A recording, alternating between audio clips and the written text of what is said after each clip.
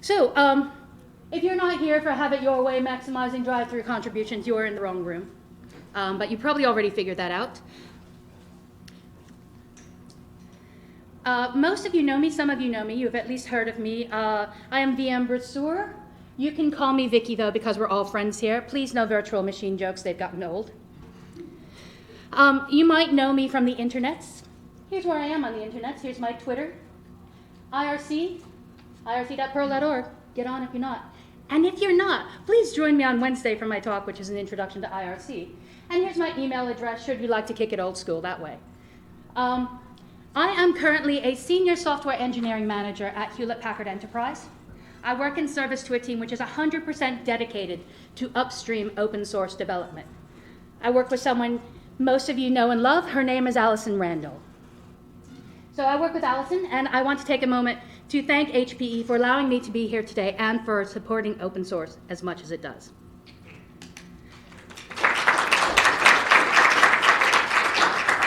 Thank you. I will actually send that to my team. They'll be very happy to hear that we're getting applause.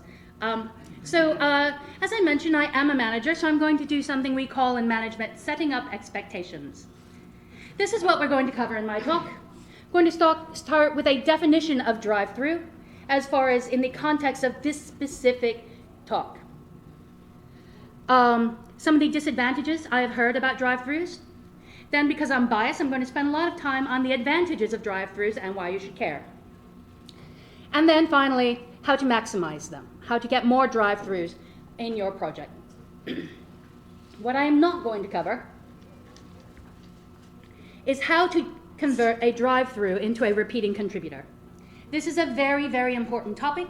It's one for another talk. It is out of scope of this talk. I already had to shave off about 10, 15 minutes on this talk without adding this in. So I will not cover that. However, a lot of the things I will discuss for maximizing drive-throughs also help to make contributors sticky, so they might come back. And finally, please save your questions and trolling until the end. So let's get started with those definitions to lay some groundwork for the remainder of the conversation here. First of all, for a contribution. For the purposes of this talk, a contribution is anything which can be checked into source control. There are so many other ways that people can contribute to open source projects. There's project management, there's community management, there's just so many other ways that you can do this, but those all require a lot more commitment to a project, and therefore, by definition, will almost never be done by a drive-through contributor who show up and then leave. A contributor, therefore, is anybody who makes a contribution to your source-controlled thing, be it documentation or design or what have you, and a drive-through shows up, makes one patch, and then bugs out. You never hear from them again.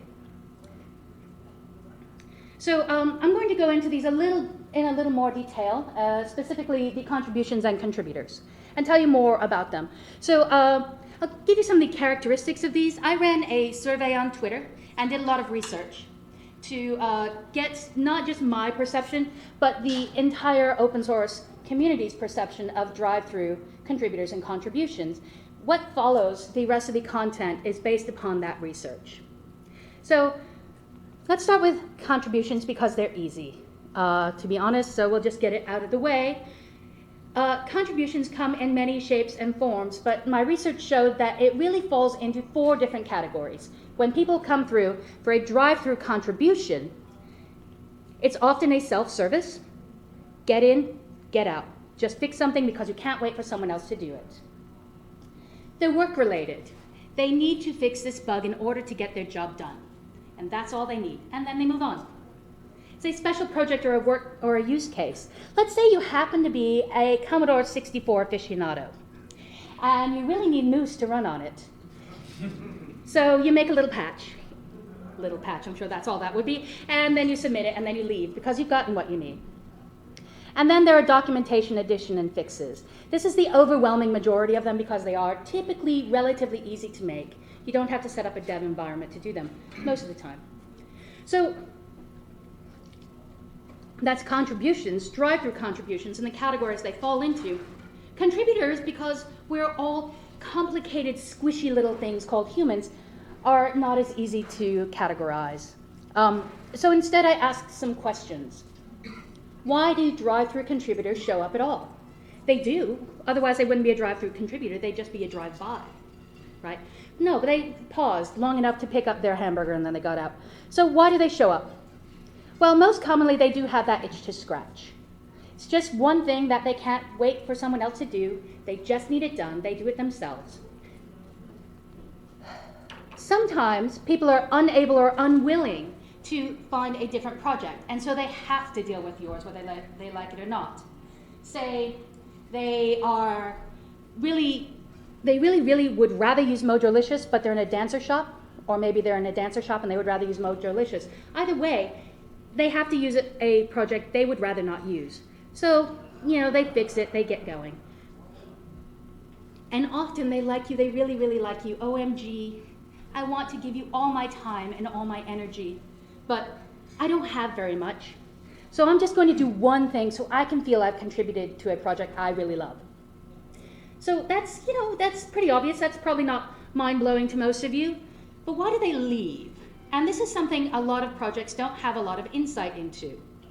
But they do have some. Obviously, people scratch their itch. They don't care about your project. They're not emotionally invested in it at all. So they fix what they need and then they get out. But more often, they make one and then they don't have time to make another. There are a lot of things in this world which you can budget. But time is one of those that once you spend it out of your budget, it never comes back. We all have lives. Some of us have families. I have some really demanding cats. So I just don't have time to otherwise contribute to projects.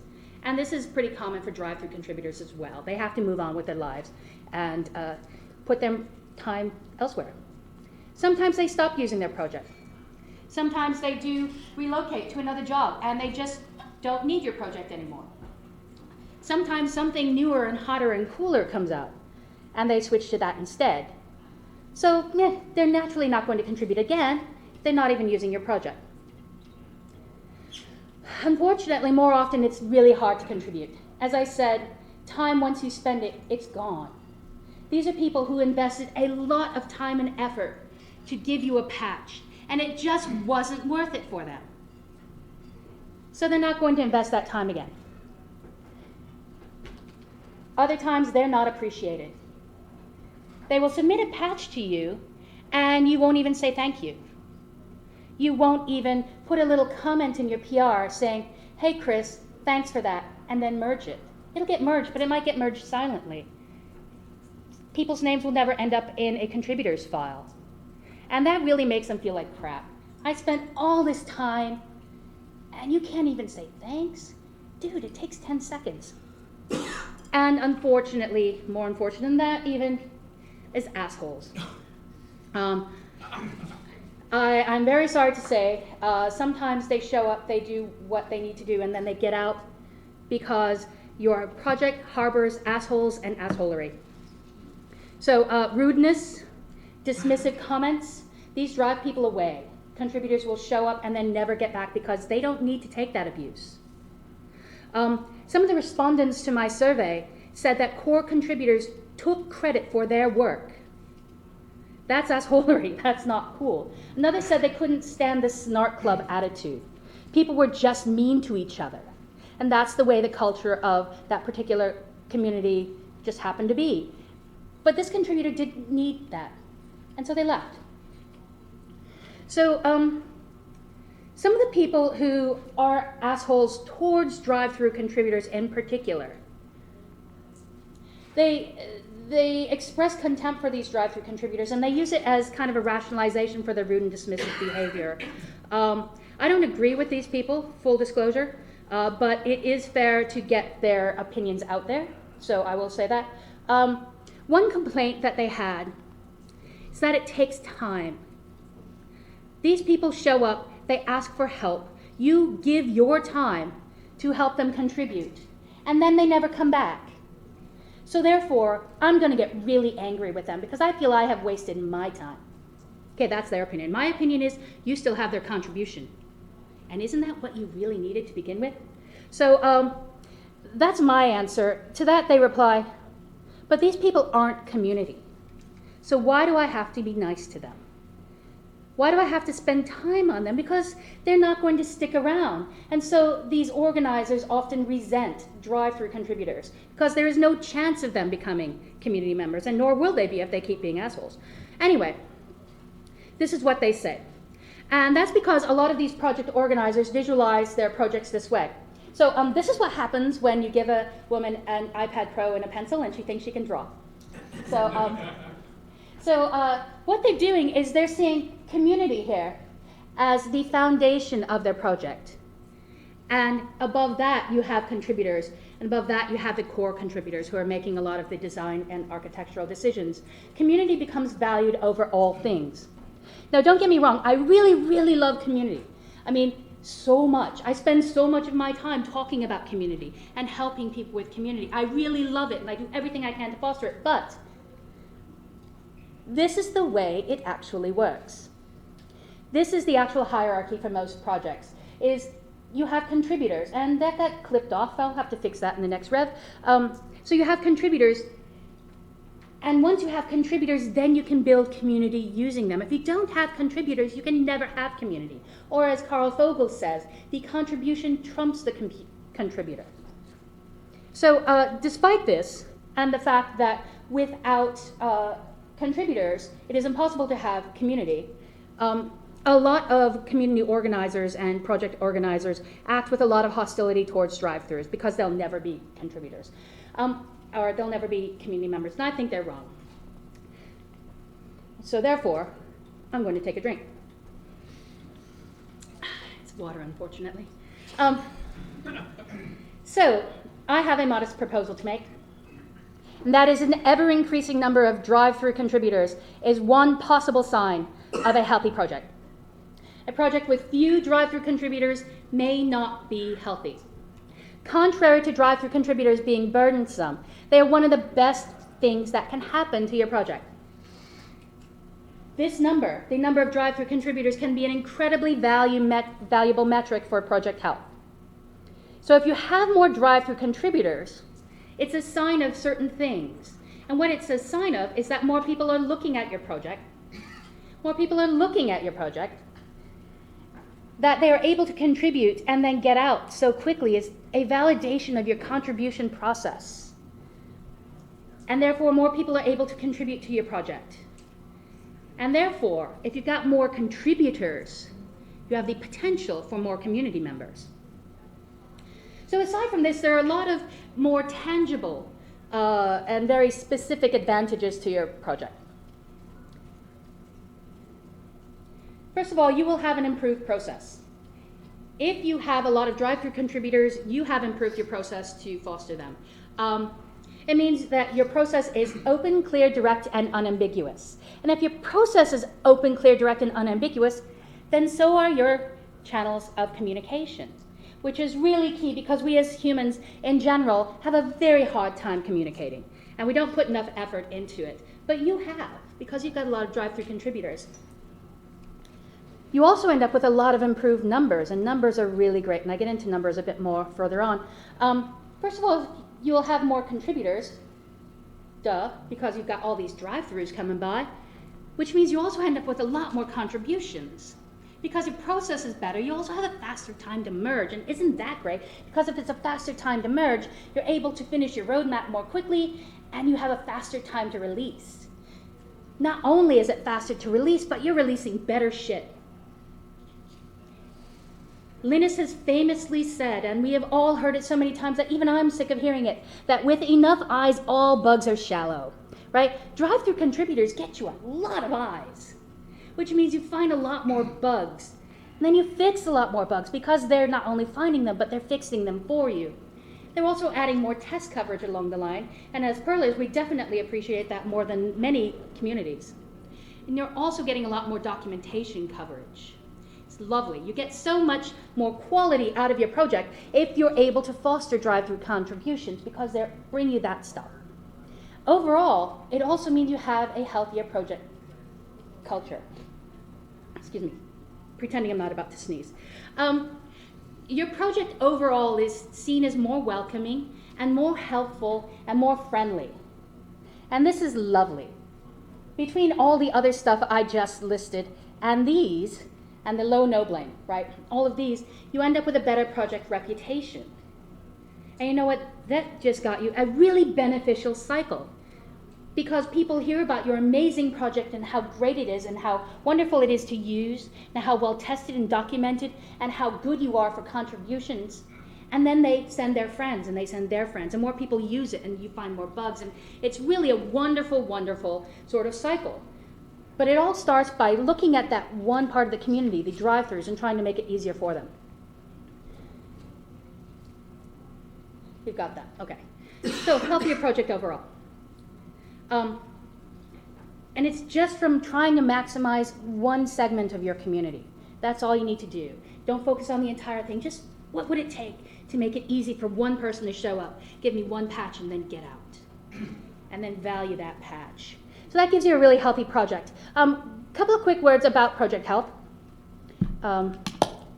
Check my time, so I don't have to rely upon Steve totally. So, how many of you out there run projects of some variety? Okay, keep your hands up. Of those people with your hands up, how many of you measure project health in any way? Oh, fewer than I thought. Okay, okay, you can put your hands down now. Thank you. So there are a lot of different possible metrics you can use.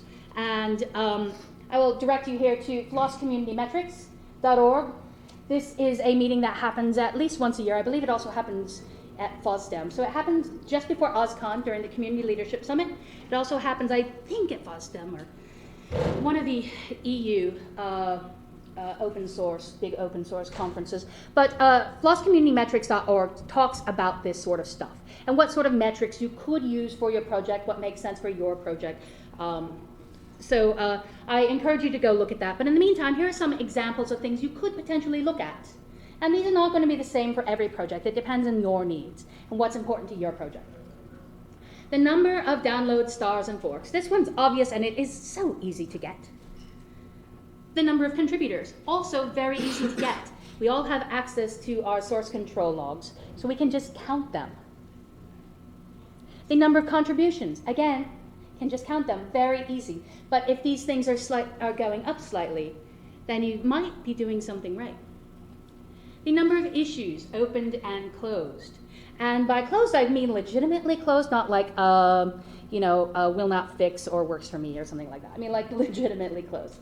And then the number of patches submitted based on, according to the number of patches accepted. This ratio, if you're doing drive-thrus well and you've got an overall healthy project and an overall healthy process, will be really high.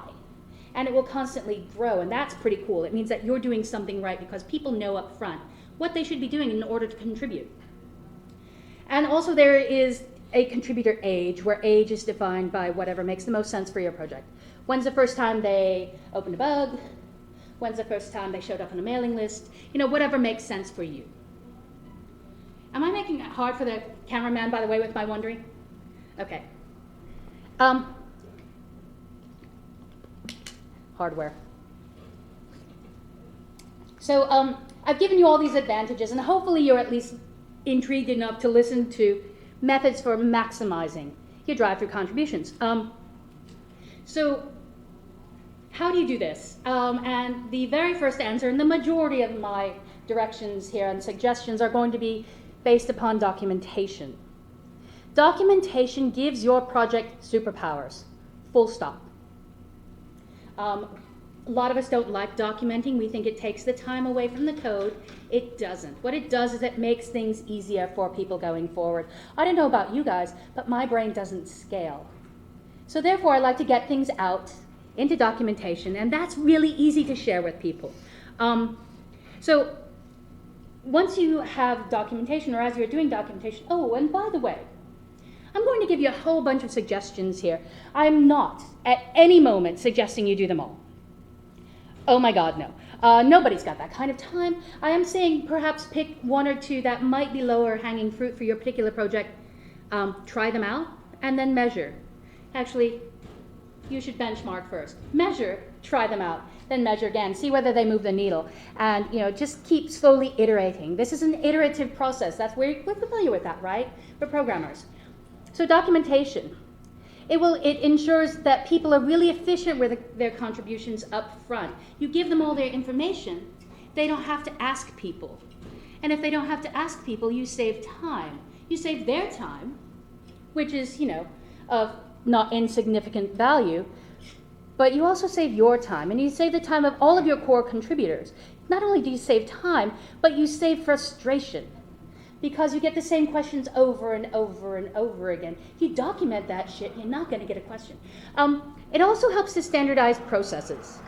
So everyone is doing everything the same way, and that sets up expectations. And that makes it a lot easier to review patches, makes it easier to bring people on board, makes it easier to answer questions. It just makes everything easier if you're standardizing processes up front. So one of those pieces of documentation you can hand people is a quick start guide.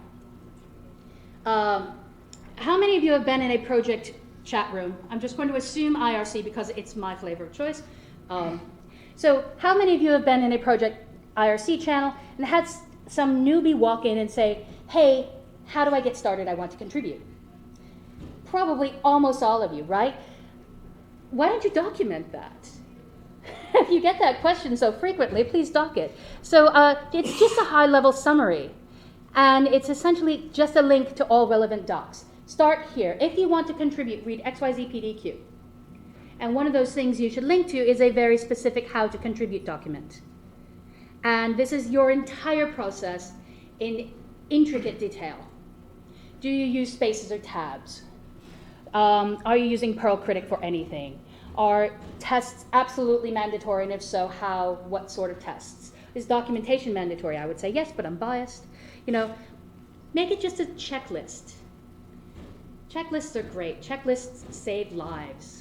You should check on some of the research someday on hospitals and what has happened to the mortality rate the moment they start instituting checklists. It goes way down. So checklists, they're easy. So just make one. It's quick. It's easy. This can be your contribute file. Let's say you have a GitHub repo. I use GitHub more than GitLab or Bitbucket or any of those, so I'll just use that as my examples. If you put a contribute or a contribute.md file in your GitHub repo, then when somebody goes to make a pull request, it puts up a flag at the top, a banner saying, are you contributing? Check this out. And it's a link to your contributors.md file. And then you're going to catch a lot of those people who don't bother to read it to begin with and just send you a patch. But they can also verify that they've got all the things that you need in order to move forward. And that contributors doc should include things like, before we merge your patch, there will be code review. And at least 2 core contributors have to +1 that before it will be merged. Set up as many expectations as possible. So your contributor is never wondering, well, now what? What do I do next? Another fun thing to document are communication routes. Let's go back to that IRC newbie question again. Somebody walks into your IRC channel. How many of you have heard somebody ask or read somebody ask, unless you're having a screen reader on your IRC? How many of you have seen somebody ask, well, who do I ask about? ... Well, we can document that stuff. We can document whom to contact for what and how. And the how is really important. They might have come into your IRC channel, but you might not really monitor it so much. You might prefer to put things in your mailing list or in your issue tracker, or maybe you use Slack instead. But they're not going to know that. And you can't really hold a contributor at fault if you're not telling them which to use. If they're using the wrong one and you haven't told them otherwise, well, sure. That's your fault, not theirs. So you can document this. Another thing that I suggest sometimes projects do, if they get a lot of Drive-Thru contributors, is have a dedicated communication route for new contributors. So you do have IRC channels. So you have, #moose, right? Have #moose-new, just for new people to show up. And then if you've got drive-thrus, direct them there in your contributors guide. Direct them to #moose-new. Then this does 2 things for you. A, gets a lot of noise out of your primary channel. and reduces frustration of the people who just don't want to deal with that. They just want to get on with their life. But it happens, right? Not all of us are necessarily in the best mood for new contributors every single day. But what it also does is it gives your Drive-Thru contributors a sense of freedom to ask those stupid questions, because they're not asking it in front of every core contributor out there, so they don't feel so bad. They're asking in front of other people who have never done that before. And that gives you a sense of confidence to ask questions you might not do otherwise. So, all right. Oh, by the way, if you do have this, make sure you coordinate with your community that somebody is actually there. It doesn't make much sense to have a dedicated communication route for new contributors if there's nobody there answering questions. That really frustrates people, and it will send your number of Drive-Thru contributions to the crapper. So, something else you should have. Yes, a code of conduct. I'm going there. I'm going to say it. This is not a nice to have. This is a must have. Just because you are not seeing or hearing of bad behavior in your community and in your project does not mean it is not happening. It merely means you are not hearing it or seeing it. Having a code of conduct is not going to hurt your existing community at all, unless your existing community is populated by assholes, in which case, what are you doing there anyway? I'm going to time all of my jokes for when Sawyer is taking a drink. Thanks, Vicky. You're welcome. I love you, dear. So it's not going to hurt your existing community, but what it will do is tell people coming by to make their contribution that you care about their safety. You have put thought into it, and you care. So these don't have to be some, and I actually recommend they not be really, really detailed of examples of bullet points of don't do, don't do, don't do, don't do, because that just gets the bean counters out there going, oh, well, you didn't say I couldn't, go up and cut Andrew's hair. It wasn't on the list, so I'm going to do it. Don't do that. But examples of expected behavior. Just examples. Amongst our weaponry are. Also examples of unacceptable behavior. No touching of anyone else unless they ask. No arguing with somebody and calling them an idiot when you have problems with their technology. Don't make ad hominem attacks. Also, you should give the consequences. What would happen if you transgress that code of conduct or statement or a SOC, as we have in Perl? What happens if you transgress that? And this is a range. It's not just you get booted from the community. No. The thing about people breaking these is often it's not malicious. Sometimes it is, sometimes they know they're doing something bad, but usually it just comes out of ignorance. So the very first thing you should start with is coaching. Here's what you did, here's why it is wrong, and here's the appropriate behavior. Do you understand? What steps do we have to do? How can I help make sure you don't do this again? What can I do to help you? Coaching, that's your first. But it can go all the way up to kicking somebody out, in which case your entire community has to figure out what does that look like and how does that work. But don't be afraid to do it. Don't foster assholes and assholery. Methods for reporting. This is incredibly important because if somebody has to ask, how do I report a problem with a COC, nobody's going to do it. If you look in the back of your badges, every single badge for YAPC has an email address where you can report problems with the SOC. I've never seen a conference do that before, and I do this a lot. I think I'm doing 16 conferences this year.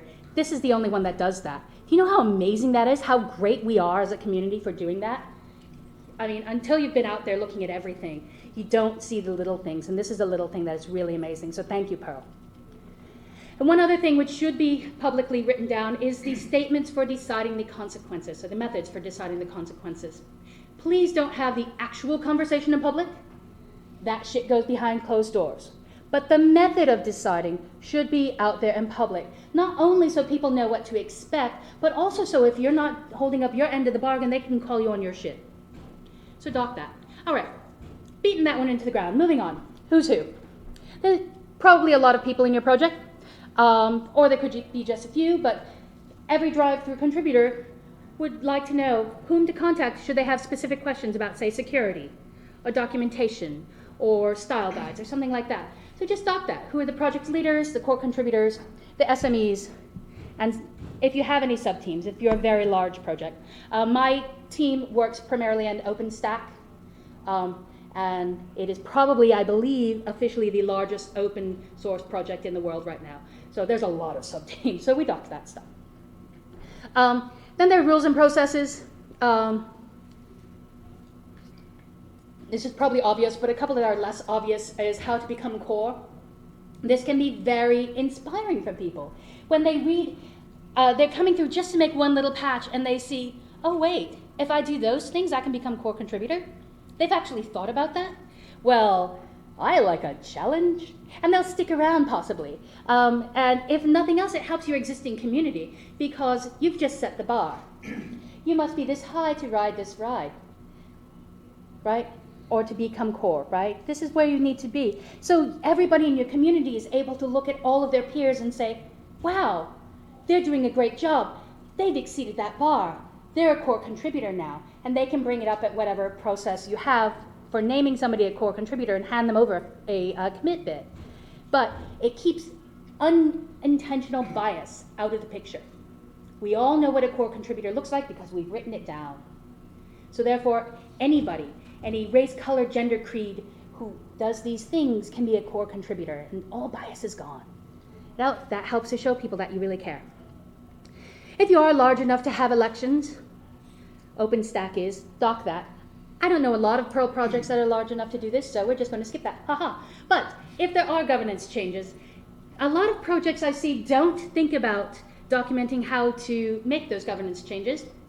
And that actually is a problem because as projects get larger and they evolve, their governance gets calcified and they're unable to make the changes to grow appropriately with the changes of the project.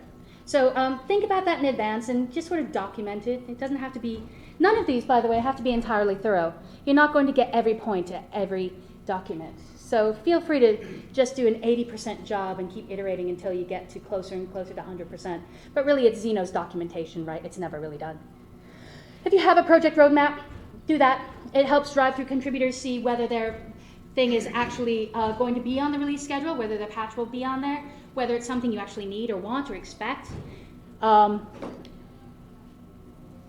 then document how to get their patch into a release. If it's not on the roadmap, what can you do to kind of, if your Drive-Thru contributor keeps coming by and going poke, poke, poke, poke, then it could be that you didn't document properly how to go through the process. Or it could be that they're a jerk.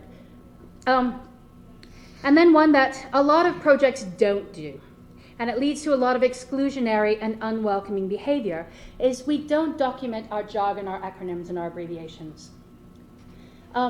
So if you want people to submit effective contributions, teach them the language you use. Otherwise, they will be speaking a completely different language, and communication is difficult that way. So document your jargon. Document your acronyms. Document your abbreviations and what makes people feel most left out. Document your in-jokes. Few things make people feel more excluded, quite like being a room full of people laughing and you don't get the joke, just because it's an in-joke. We in technology and as humans in general use in-jokes as a gating sort of thing. If you don't get it, you're not one of us. And that's really unwelcoming and it can drive people away. So you might get the patch of the Drive-Thru contributor, but you'll have very little hope of keeping them around as a community member. So all right. We've gotten the documentation out of the way. Like I said, there's rather a lot of documentation I would love to see in every single project. It's not going to happen, but here's hoping. Right? Onward and upward. Mentoring. What can you do for mentoring? Well, first and foremost is code review. A lot of us use GitHub now. I haven't used GitLab a lot, but I know that it also has ways to do code review. So do that. And it's really great. Not only do you get higher quality code, but you form a bond with your Drive-Thru contributor. And once somebody has a bond with you, they're more likely to come back. And regardless, they'll leave feeling good. As long as you're not a jerk about it. You may be a jerk about it, in which case, that's another problem. You can do office hours. Say, Thursday at 2 o'clock UTC, our security expert will be in our chat room answering all questions for 2 hours. And anybody who's a Drive-Thru contributor who's paying attention to your project and has a security thing they wish to get fixed, they can show up and ask their questions right then and get a deep dive into everything they need. And so that can be really, really useful. You can also run them for just people who have never contributed before. Hackfests, really lovely. This is a really great way to provide hands-on mentoring to people who want to contribute to your project. And they're very related to new contributor events, except this is obviously very focused. For Hackfests and new contributor events, odds are remarkably good that the vast majority of people who show up there and submit their first patch will never submit another. They will become drive-by contributors, and that's okay, because you still have their patch, and they leave with a warm, happy feeling of having contributed to open source. So that's great. It also gives you a great opportunity to watch how people contribute. Is it difficult for them? Do they ask a lot of the same questions? Well, those things are ripe to be put into your documentation. This is a user study, really. It's a user study out of which you get a lot of fantastic patches, so that's great. So these don't have to be anything major. I'm not talking about, sponsorship and all that sort of folderol and rubbish. You can just tweet or post on the mailing list or something. Hey, everybody in the South Philly area, we're going to be gathering at this pub at 2 o'clock on Saturday. Everyone show up. New contributors welcome. And that last bit is key. If you don't say new contributors welcome, they're not going to show up and they're going to feel out of place. But if you call it out specifically and say, yes, new contributors welcome, people will be there to help with new contributors. It's much more likely you'll get people come by and driving through. So that's great. Then there's some process improvements you can do. You do have those people who love you, they really love you. And they want to contribute, but they don't have a lot of time, so make it easy for them. Tag starter bugs.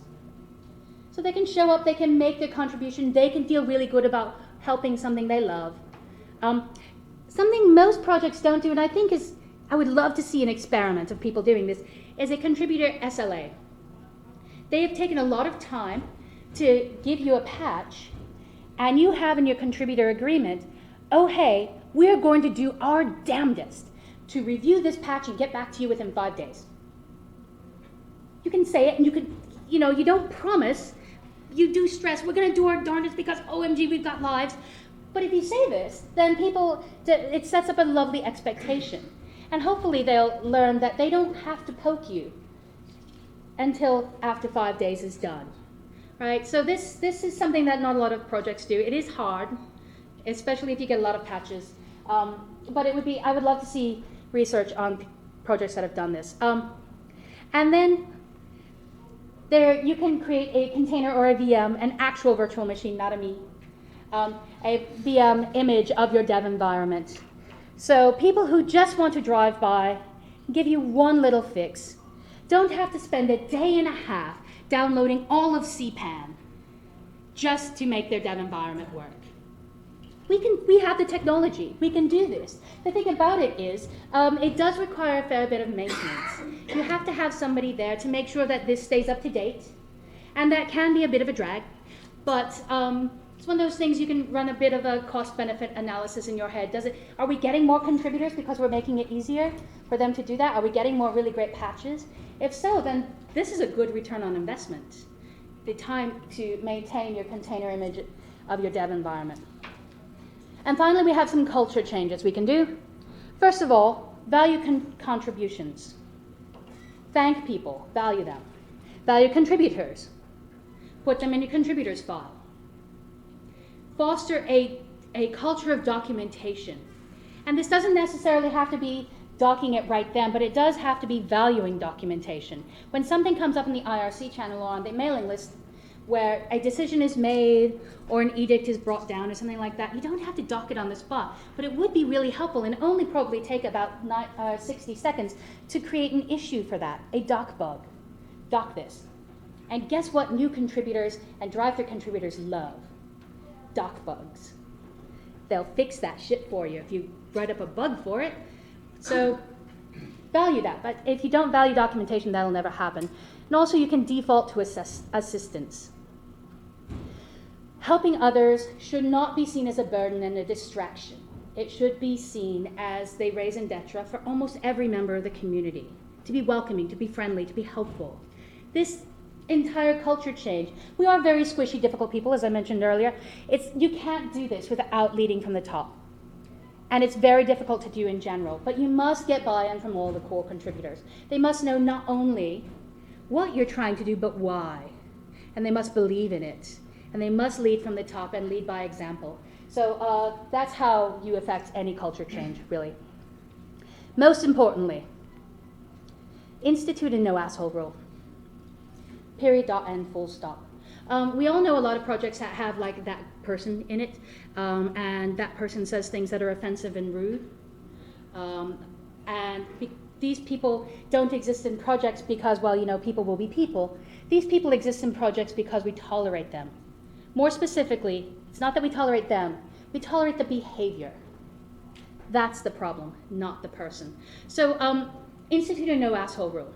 Caution is needed, however, when dealing with this. Again, assholery does not typically come from malicious intent. It does come from ignorance. So please be empathetic to people who do bad things. And again, start from coaching, start from a place of empathy. Assume they don't understand that what they did is wrong and why they did it is wrong. Be empathetic but firm. Do not tolerate assholery, but do something about it. And finally, you can do outreach. Express gratitude. Recognize your contributors in some way. It doesn't have to be large. Just seeing your name in print in the author's file is really all it needs sometimes. And then follow up. Right? How was your experience? We've got these logs. We can see if somebody showed up and didn't come back. I haven't programmed full-time since 2009, and I could run this fucking report. So, you know, do that. Ask people. Collect their email addresses and then reach out to them. What was your experience like? How can I improve the experience? And then why did you leave? Because if you don't ask, you're never going to know. You're going to be left assuming. So just ask. It's not really that big of a deal. A lot of people won't answer you, but the ones that do will give you immense feedback. So that's all the official content I have, but I am going to dog food and provide some gratitude. I did do that research, and a number of people had very protracted conversations with me about it. Some of them agreed to be publicly thanked for that. Here are those people. Some of the names you do recognize. So thank these people. They and others took an immense amount of time with me, and I'm very grateful. And then I had a couple of people who looked at this talk throughout its evolution. This is the third time I've given it now, and I'm going to give it probably about 2 or 3 more times, at least. Our own Gene Hat. Thank you, dear. He looked at stuff at the very beginning, at a very, very nascent state, and I'm sorry for subjecting him to that. Then my first friend, Chris Neugebauer, had a good look. But primary thanks go to my friend Steve Wally. He is an open source luminary. He's a marvelous human being to have a conversation with, and we do have conversations all the time. And it was during one of those conversations that I latched onto a lot of the concepts that I am now telling you about. So everybody asks, I'll just tell you, yes, the slides will be available, and they're available right now. Thank you, Internet Archive. They are right here. You can go there right now. What I would like you to do is to go there at some point very, very soon, because there is an evaluation link on that page. Like I said, I have given this talk several times already, and I will be giving it several times more. I value your feedback. Every time I give this talk, or any of my talks, I integrate the feedback I receive from other people to help improve it for the next audience. So you are valuable, wonderful people, and I would love to get your feedback on that right there. So go to that link, get the slides, provide some feedback. That is all the official content I have. Believe we have a few minutes. How many minutes do we have? 7 minutes. Well, I'm seeing we have 6 minutes. But who's counting? Anyway, so we do have time for questions or possibly comments masquerading as questions, although I would rather you didn't do that. So, any questions from the audience? Yes, what's your name, dear? Henry. Hi, Henry. I'm just going to ask that of everyone, whether I know you or not for the most part. So, hi, Henry. What's the best way to handle patches that are just not acceptable without alienating the contributor? They want to submit something, but it's not acceptable for whatever reason. It's not the right direction. It's not good code, or but you don't want to alienate them. You want them to come back. How do you handle that? Okay, so the question is, how do you handle patches that are not acceptable? with empathy, first of all. And if you have to tell somebody that you cannot accept their patch, please, for the love of dog, tell them why. And never make it personal. And if at all possible, provide feedback. Your code is unacceptable in quality, although you don't say that because unacceptable is a stop word that makes people go, oh, well. We can't accept your patch because it doesn't meet our coding guidelines. Here they are. Have a look and then submit it back and we'll help you through it. Or if you would like help, offer help. Again, default to assistance. And try to bring them back into the fold. You don't necessarily have to just say no and leave it at that. It can be not now because, and then help them get through. Does it make sense to emerge a pull request and then change 80% of it so that they feel like they got their contribution in, but then rework it on top of that? So the question is, the question is, does it make sense to take their pull request, accept that, and then change a lot of it? That's kind of a dick move. To be honest, it makes people feel like they have been given short shrift. So work through it with them and do the code review and like do pair programming and help them through it. And what you'll get is probably not only a drive-through, but somebody who will stick around, and you've just helped them become a better programmer. And that's great. Right? A lot of people in our industry really want to contribute to projects, but they're so new. They've gone through like a hacker camp and think they're hot shit. They don't know a lot of the stuff that we do, and they're not going to learn if we don't share. So try and share at all possible. Another question. Okay. Yes, sir. What's your name? Lee. Lee? Yeah. Hello, Lee. Hi. What do you think about things like autoresponders to pull requests or emails? Because one of the biggest frustrations for me is I have pull requests on, for example, GitHub from 4 years ago that haven't been even acknowledged. I guess if you had an autoresponder, that would kind of fall into the class of documentation, perhaps. So the question is, how do I feel about autoresponders? The answer will be it depends on how they're used. Autoresponders is better than something going to dev null. You get some sort of feedback back there. But really, for these projects where your patches have been sitting around for about 4 years, you say, would an autoresponder really have mattered if you got a response 4 years ago and they never got back to it? Right? So autoresponders can be really valuable, but only if they set up the appropriate expectations. We're rather overloaded right now trying to get something out the door in time for this release. We will be delayed in responding to and looking at your patch. That's a good autoresponder. That sets up good expectations. So that can be really valuable. But there are, the devil's always in the detail. Autoresponders themselves are not bad. How you use them can be. It's with all tools, right? More questions? Yes, Gene Hack. I'm sorry, I'm supposed to ask your name. Hello, what's your name? Hi, my name is Gene Hack. Hi, Gene Hack. I have a question. Do you have a question? Oh my God. The URL You on your troll. slide is wrong. Yeah. Oh, is it? And there should be a 2016 after the FCA. Okay. I'm sorry. So everybody knows. I have no question. It was because the talk was satisfying to him and he had no qualms. It's a doc fix, actually. No, it is doc fix. Actually, we can do that right now. Except I closed my terminal, so no, we're not going to do that right now. I like to close everything before I do a presentation because you never know what's going to notify you. It gets kind of tricky sometimes. Thank you, Gene Hack. Yeah, so this is actually YAPC NA 2016-Drive-Thru. I apologize. Errors, they happen. Meh. Someone file a patch. Actually, you don't have access to the repo where I have this, so sorry. Any more questions? It looks like I have approximately 1 minute. Not that I'm counting, although Steve says I have 0. There we go. Now he says I have 1. Any more? Are we good? Lovely. Thank you all for being here today. I really appreciate that.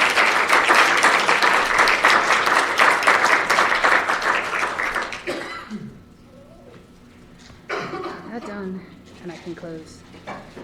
Where's my terminal?